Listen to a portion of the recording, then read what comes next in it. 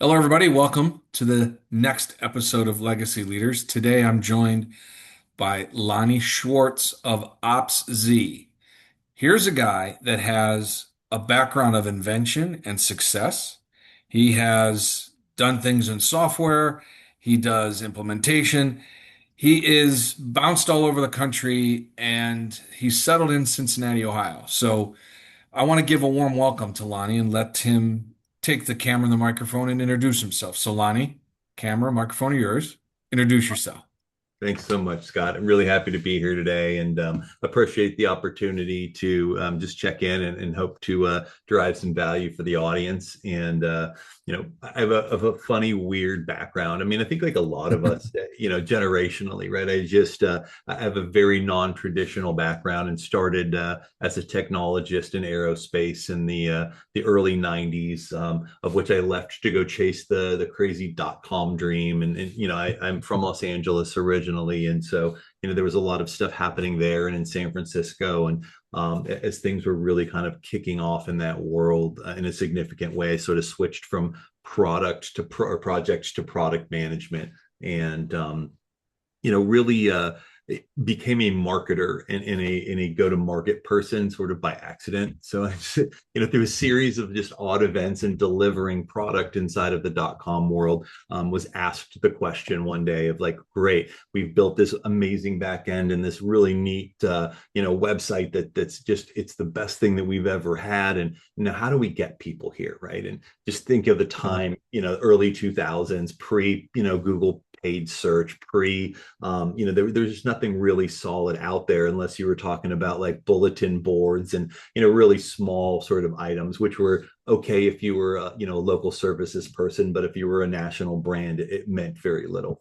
So just started solving that problem, and I've made a career out of we were joking about it when we were talking last. I really made a career out of being the dumbest guy in the room, where I try to be the litmus test between really great emerging technology and the audience that is there to consume it.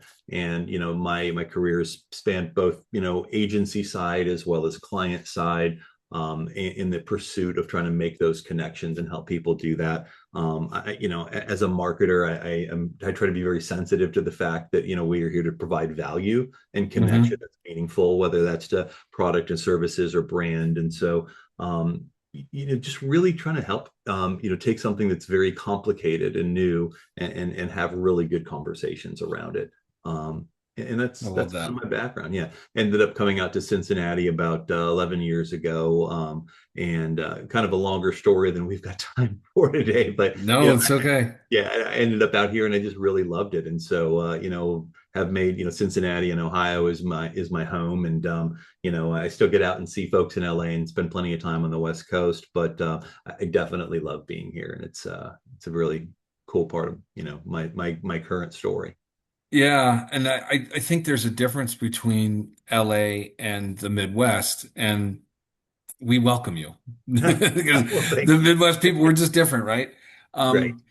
Speaking of like different, what I want to kind of get into is being a business owner, we're different, right? Our mindsets are different. The way we see things, it's different. So, what was the draw that pulled you into business ownership? Um, that's a great question. And I think that, primarily, I think at a certain point in your career, or let me speak for myself, at a certain point in my Mm, career, and I've heard this from others, like I became somewhat unemployable. And what I mean by that is that, you get really, when you have achieved a certain amount of like how things work, and how to mhm. get results, and what's going to move the needle. It becomes really difficult inside of companies when you kind of can't move as fast as you need to or make the right decisions quickly. And so there's an attraction to, okay, great. Well, it's on me, or it's on us as business owners to make those changes and to drive that difference. And so that's one, on top of which, just being able to align to the right mission and scope of what you're trying to bring out to the world. So and I find it's a lot of fun. So you Well, it is. There's always the ups and there's always the downs, and it's managing those so you stay in between, right? That's what a business owner is like. I remember My college roommate, very successful. Started 3, 4 different businesses. They've all been really successful. And when I started my business, he's like, just be prepared for a roller coaster, my friend, because you're going to have a day where you are living on cloud nine. You just secured a brand new client. Everything is great. And then 2 weeks later, it's the worst day of your life. You're ready, ready to throw it all away. So you've got to manage the ups and the downs so you don't live in the peak or the valley, but you live in the middle. And Right. it was really good advice for me. So I appreciate that when you say, you know, deciding to become your own boss or deciding to own and run a company. It's not that you didn't like your bosses, you just kind of outpaced the runway you had at the company. So I want to be able to go at my own pace. I want to be able to do my own thing. I want to be able to answer and solve solutions or solve problems with solutions I know I can bring to the table as opposed to waiting for somebody else to catch up. And again, it's not that the people you used to work with weren't good. It's just you outpaced it and you were ready for something new. I think that's what most business owners kind of find themselves getting into the world. I want to do this on my own because I've been there and I've done that. Does that make sense as far as how it resonates with you? 100%. And Yeah. truth be told, especially, so I spent a lot of time in the tech world. And so, as such, it's difficult when you get into and you're a part of organizations that, like you said, are filled with great people and great product and services. But having ideas that are it's just not the mission aligned quarterly earnings bullet point announcement. Yeah. And so it's just not on the agenda to do things, to do certain things. And so if those things become important or you're passionate about them, you sometimes have to just sort of make your own space for that. Yeah. And being nimble in a small organized company that you have, it's easy to do. When you're trying to do that in a Titanic sized organization that can't turn, it's very difficult to get your satisfaction and get what I like to say accomplishment, right? 100%. And instead of burning out in a current role that you don't like, you start your own thing and you find different ways to achieve what you find to be success. With that, I want to kind of tap into the tech world you're involved in. I want you to give the audience a little bit of explanation of what it is that you guys do, how you do it, what's so different, because there's such a fast-paced environment in tech that whatever is good now is going to get disrupted. So how do you manage that world so you bring disruptors into the marketplace without destroying your own brand or product? So this is kind of the conversation I was looking to have today. So talk me through this. No, I think it's awesome, and I think there's a lot to unpack in that, right? But Yeah. I think just to sort of to your point, like the world is very different, and has been over the last couple of years from the perspective of velocity. Velocity has changed, and vector to solution has been expanded. So, so many of us, every one of us, really, that wants to dive in, like we can have, we have a lot more agency than we have in the past, and so, in the tech space specifically, what we do at OpZ is, this was we do the very unsexy stuff. We work on an IT infrastructure platform to help run systems within complex environments differently. And by that, like by adding planes of operation to an IT team, it allows a scalability and a speed and an auditability inside of an organization that most companies don't have. And if you've never worked in IT in a large organization, or if you have, you're laughing right now because you're like, yeah, everyone's a mess, right? And it's just a matter of like how much of a mess we are, and like it's incidents and people taking calls, and so the 3 a.m. like nightmares and stress that go along with that, which frankly a lot of us thrive on. But everyone, like there's got to be a better way to do that. Yeah. But we're working inside of infrastructures that are still operating in a lot of cases in the same premise that they did in the 90s. Like, from the same, we have this very widespread, tech stack that operate in multiple environments. And we still have tools that are pointed and fixed, and teams that are disparate and don't talk to each other in a very coordinated way. They operate in their own silos, and they've been built to do so. And frankly, it's hard to have crossover even between those teams. So as you expand into size and deliverability, it makes it really difficult. So, there's a huge part of IT spend that goes to just keeping the lights on and patching, plugging the dam and sticking our finger in the Yeah. over here and putting some duct tape over there. And we're constantly putting band-aids on solutions that aren't fixable. And so, and this is not my novel idea, but, thankfully I have my co-founder and our CEO, this is something that he's been solving at a very, very large scale for decades. And so it's a novel approach to doing that has worked at scale in some of the largest and messiest environments on the planet Earth. And so, he left his last big company, and I had just kind of gone through an exit, and we literally just went out to coffee. And he just was like, "Hey, can we go get coffee and talk about like Yeah. talk me off the ledge after leaving this, my last gig, and let me just kind of litmus test." This idea, which was, hey, this thing that I've been doing inside of companies for decades.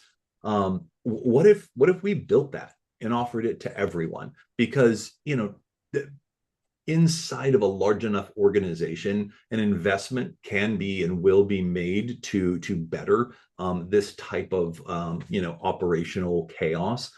In a very interesting way, with the right PhD data statisticians and Somebody like will all figure the it out. right, all the pointy hats, and like and look at, and he had teams of dozens and dozens of engineers like working and solving these problems. And again, if you're this massive company, it's okay to invest tens of millions of dollars a year for multiple years to then start getting ROI. And so that's sort of like in the 8% best I can target it, of companies that have a very well-oiled machine.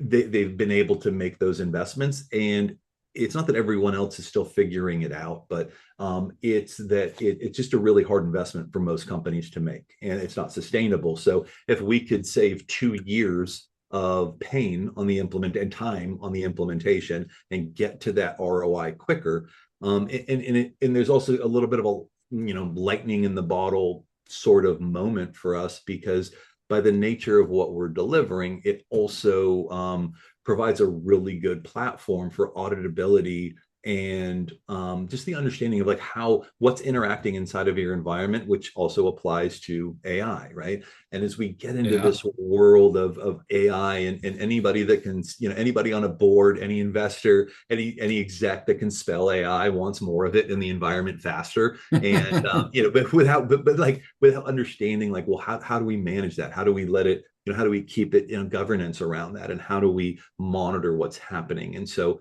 we, inside of our platform, we have a very good way that just sort of naturally happens and bolts into it. And so we built our platform with all the experience of our co-founding team, along with we're starting from the ground up 2 years ago. So we get the best of both worlds, where we have this AI native platform that's built as an API first delivery engine that you can plug inference in front of, and deliver really good fast solutions and really big ROI value for folks. And so that became really, really good. And look, this isn't any of our first rodeos. And so, we get to sit down and say, okay, well, in this world and with what's happening and with the disruption in tech, where's our moat stay? And I've seen, just kind of speaking back to, another part of your question. And if you're out there and you're founding a company and you're meeting with VC and you're going through that funding battle and you're Yeah. going, there's a lot of folks that feel like product isn't a moat anymore because AI will Yeah.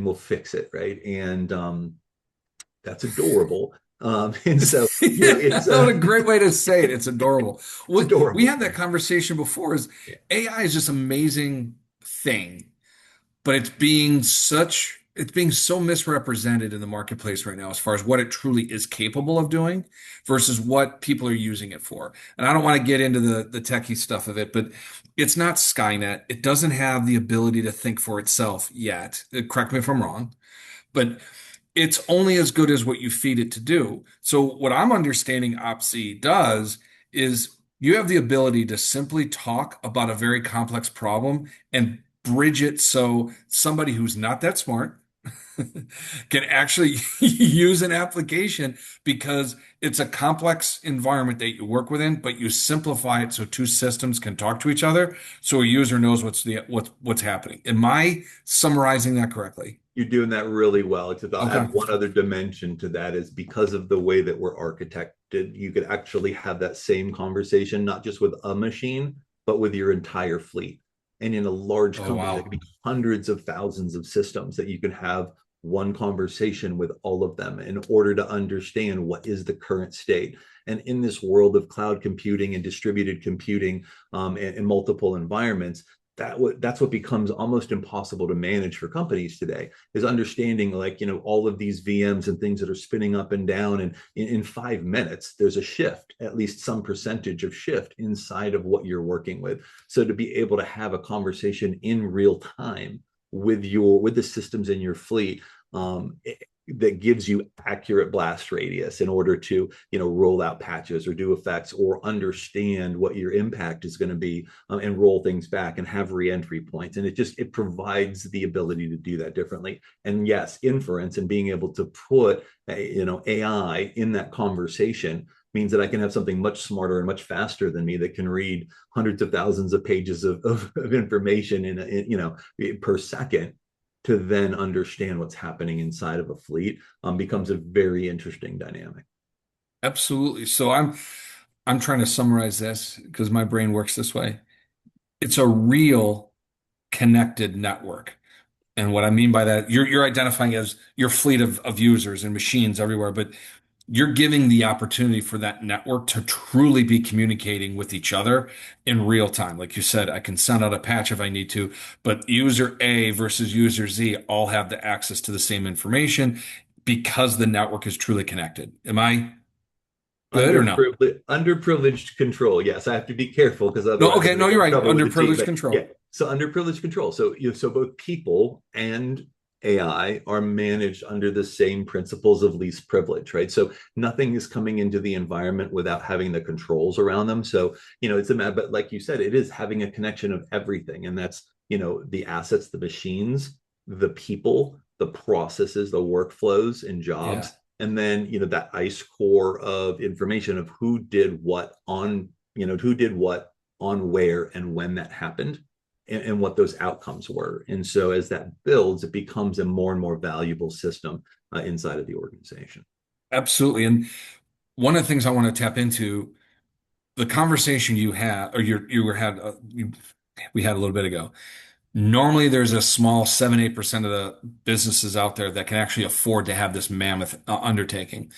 Your mission is to take this to everybody. So somebody as small as Jim's Landscaping can have access to a system that allows all of his networked assets to talk to each other. Am I correct on that? You are correct on that. Yeah, And that's yeah, there is, I'm sure,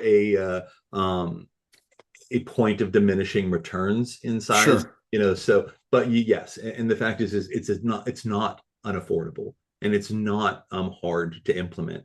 And we at this stage, we're still early, so we're implementing alongside of and with those teams. So it's not just like, here's the software, read the manual, good luck, call us if you have a question. And at some point, and I hope not, but at some point, I know that as companies grow, they directionalize, Sure. like that. But in our case, it's the founding team is working with our customers in order to implement those and get those value propositions. And we start with incident response and auto remediation, which is just the easiest conversation to have because we all have incidents and we all have Yeah. issues and things that need to be automated. So being able to start with that, prove out an ROI value very, very quickly, and then let the journey fund itself. It de-risks it for customers. Well, definitely takes the headaches out Right. and replaces them with proficiency, right? You're giving people back the connection that they wanted, but they always miss because my machine doesn't talk to your machine, A right? 100%. Yeah, And that also too, like the engineering time that is required, if we just think about something like rolling out or doing patch management inside of a company where you've got, usually 2 to 3 to 5 different teams that are sort of rolling through this patch management across multiple different environments, and there's handoffs and time, and it's hours if not days of kind of going through that cycle to patch out an environment, where that can be automated into a multi-step flow without that human handoff, which reduces errors. It reduces the 2 a.m. So stress much call. easier. Yeah, it's so much easier. and So and much hopefully easier. we take that time and reinvest it into building better mousetraps and providing better service. So I want to make sure we're talking about a technology that kind of exists, but you're disrupting the market by making it scalable from small to large, right? So when we're talking about disrupting the market, right, everybody thinks it has to be this revolutionary idea. You used a word that I really loved, and that was a novel approach. All you need is something a little bit different that allows it to be novel, right? Enough to gain attention, but effective enough that people want to use it. So, in your experience, how do you bring a disruptor into the marketplace? No matter how big or small it is, how do you do it and have it grab the attention and maintain its momentum until people have the adoption? So, what's that look like for you? So it's a great question, and I think it starts with and any founder, we'll talk about this, and what's that product market fit. There's what Hmm. we think is valuable, right, and what we've seen is valuable, and for us, that disruption is, would I buy this? Is this something that I would want to use?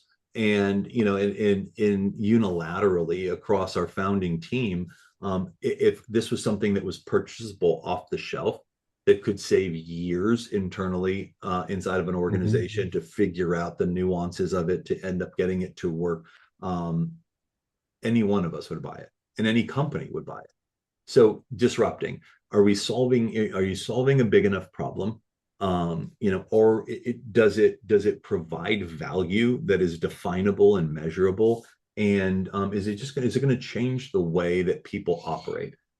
What There the you go. output, what happens after that, who knows, right? But is it going to change the way that people operate and think about things? And and we had that conversation a little bit about AI, and I think this is something that I want to be really, careful is not the right word, but really transparent about in being in the startup world and the startup scene as a mentor, as a founder, as an exeter, as a you know we see a lot. I see a lot of people that are coming after disruption with a wrapper around AI, Mm. right? So it's like they found this very cool way to use AI, whether it's a chat GPT or Claude, or insert your inference engine or your LLM space over here. And again, we're still only talking about a fraction of AI when we talk about that Right. type of AI in the world, right? But leave that, again, different conversation. But if you are creating something that OpenAI or Anthropic or whomever can write and put as a feature set inside of their deliverable, it is not a disruption, and it's not a business. It's a really cool use case for their tool. So just if you're out there and you're listening to this and you're coming up with these ideas, and that's okay if it is, but talk to somebody and vet it out before you overinvest or over-index your time into something that can be wiped out in an update from somebody else's software. Yeah, okay. I don't know enough about the software world, but I will tell you this. The one thing I can share from my experience, disruption in the marketplace has to come with a change in behavior, right? So you can have the exact same product that somebody else does, add a new feature that allows them to change the way they do something, that disrupts the market, right? Because put it this way, Steve Jobs decided that everybody needed their entire music library in their pocket. Nobody wanted it. Nobody even thought about having that. But for some weird reason, he wanted his music library in his pocket. That changed everybody's behavior because we no longer needed a Walkman and 45 different CDs to walk around with. You just held it in your little iPad or iPod thing, right? So the behavior is what happens with disruption. And what I'm getting out of what you're talking about through OpsZ, the behavior you want to change is the usability of the product that you have. It's not that the product is such a great thing. Granted, Lonnie, it is, but it's the behavior that's coming with it. That's what's changing. Because now people won't go through the slings and arrows of trying to get things done. they can use OpsZ to kind of get into the network and have it be universal language, have it be a common language that everybody gets a chance to use and get output from. Now the behaviors change because we're not struggling. That's the change we're looking for, right? We want change in behavior. Absolutely, 100%. Yeah, that's cool as hell. That's really cool, actually. All right, so believe it or not, we've been talking for like 27 minutes. So the time goes by incredibly fast. I told you it was going to. Nice. So here's the question I love to ask people as we finish up. If I were to put you into a time machine and send you back and you get to meet 18-year-old Lonnie, sit on a park bench, what's that conversation sound like? The game is rigged. You cannot lose. Oh, so first, okay, talk, you got to explain this. So I truly look. I truly believe, and I stole this from somebody else, so it's not my original thought. But as I've gotten older, I've realized the best thoughts I'll ever have are yours. So it was just somebody said this a long time ago, and post 18 for sure. But I think, I spend a lot of time. I've spent a lot of time, especially like 18 to 30, thinking about stressing about things that don't matter. And Yeah. and by that I mean they matter to me in the moment. They're feelings, but they weren't facts. And and Mhm. and really, I think that if I stay focused on trying to move the needle, trying to have a service mentality, you pick the title du jour of how we deliver that into the world. But like, how we're all just here to walk each other home. Stole that from Ram Dass, right? Like that's it. We're all just on this journey, and how do we help walk each other home, right? How are we getting there? And if I spend my time doing that, it always works out. I have no I idea love what the that. outcomes are going to be. That's not my business. I'm in the action business. I'm in the Yeah, walking business, and so just walk and figure it out and pay attention. And it's okay. The universe will tell you everything you need to know along the way. Pay attention. that's a good one. I'll be honest with you. When you said the game is rigged, I thought it was going to be a more negative connotation. The Oh, game is rigged, right? But you're like, no, game is rigged. You cannot lose. As can't long lose. as you have the attitude of, I'm going to learn something from this experience and move forward. As long as you have the attitude of, no matter what happens, it's going to work out. I'm going to figure it out. The game may be rigged, but I'm going to take advantage of it. And I love that attitude. Right on. Yeah, It's the way it should be. it's a lot easier to be happy in that state of mind. And then you talk about like being in that founder space of like between the peaks and valleys. Yeah. Like there's no way. And it, look, we're thrown wrenches, we are kicked in the face on Every regularly, day. right? Every day. And and Every like you day. said, sometimes that bounce can happen multiple times in a day. And so like for me in trying to manage, my mental health and my state of attitude, I have to really root down into that reality that it's fine, Yeah. and so that's the best way for me to detach from those things that will send me spinning out. And No, I like that. Being able to detach from the highs and the lows. Don't get me wrong, appreciate them for what they're going to teach you, right? I had, believe it or not, somebody on my podcast a year ago, 18, 19-year-old kid out of John Carroll University. He started a company. And he said, the number one lesson I have is as long as I learn through the lesson, I'm fine. I said, what do you mean by that? He says, if I screw up, if I make a mistake, if I learn from it, I just move forward. As long as I'm learning through the lessons, I'm going to be fine. right. What a great attitude for a young person to have so early in 100%. the gate, right? Right. If you learn from it, it's not a mistake. It's science, Right. right? It's testing the hypothesis. And so you're moving forward. Like, oh, it's not good. Yeah, that we don't make a left at that corner, and it's fine. It's not a mistake, right? And that's Right. and I wish I could learn from everything, all the mistakes I've made, but I try to do well. Well, I think you've done pretty damn well. You're all right, brother. Don't worry about it. You've done all right. I want to thank you for being on the program. This was awesome. All the information anyone needs to get in touch with Lonnie will be in the description down below. So highly recommend you check out OpsZ and all the great work that Lonnie and his founding team are doing. Lonnie, Awesome. thank you so much, my man. Scott, Appreciate thanks for it. having me so much. Yep. Bye now.